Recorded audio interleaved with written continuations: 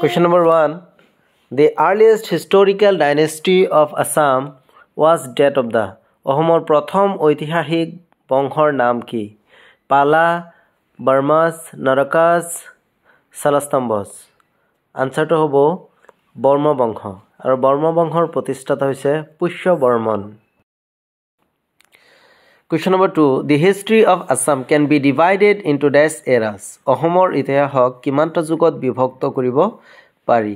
A4, B5, C6 আৰু D7। শুদ্ধ উত্তৰটো হ'ব A4. Question number 3. Who was the earliest king of Pragjyotish? প্ৰাগজ্যোতিষৰ প্ৰথম ৰজাজনৰ নাম কি আছিল? ভাস্কৰ বৰ্মন, নৰকা, মহিৰংগ দানৱ, বনাহুৰ। আনসাৰ হ'ব মহিৰংগ দানৱ। Who fought in the battle of Kurukshetra on the side of Kauravas? কুৰুক্ষেত্ৰৰ যুদ্ধত কৌৰৱৰ পক্ষত কোনে যুদ্ধ কৰিছিল?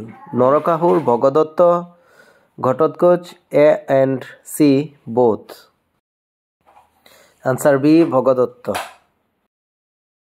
What was the ancient name of Assam? অসমৰ পুৰণি নাম কি? ৰত্নপীঠ, বিদৰ্ভ, প্ৰাগজ্যোতিষ, থানেশ্বৰ। উত্তৰ C, প্ৰাগজ্যোতিষপুৰ। প্ৰাগজ্যোতিষপুৰ বা কামৰূপ হ'ল অসমৰ পুৰণি নাম। Which one of the following epics is considered the highest source of prehistory period of Assam? তলৰ কোনখন কাব্যক অসমৰ প্ৰাগ ঐতিহাসিক যুগৰ সৰ্বোচ্চ উৎস বুলি গণ্য কৰা হয়? মহাভাৰত, কালিকা পুৰাণ, হৰ্ষচৰিত, অৰ্থশাস্ত্ৰ। উত্তৰ কালিকা পুৰাণ।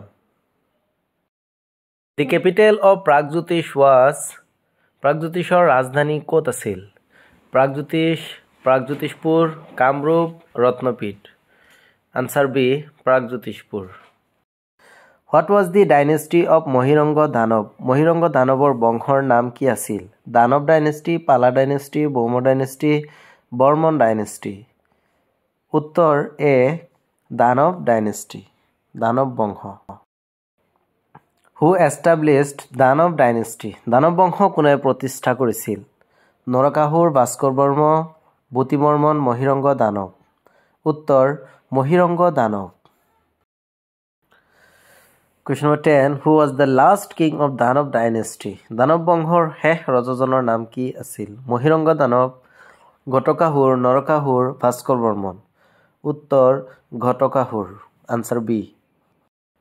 দানৱ বংশৰ শেষ ৰজা ঘটকাসুৰক নৰকাসুৰে হত্যা কৰিছিল আৰু তাৰ পিছতেই দানৱ বংশৰ পৰিসমাপ্তি ঘটিছিল।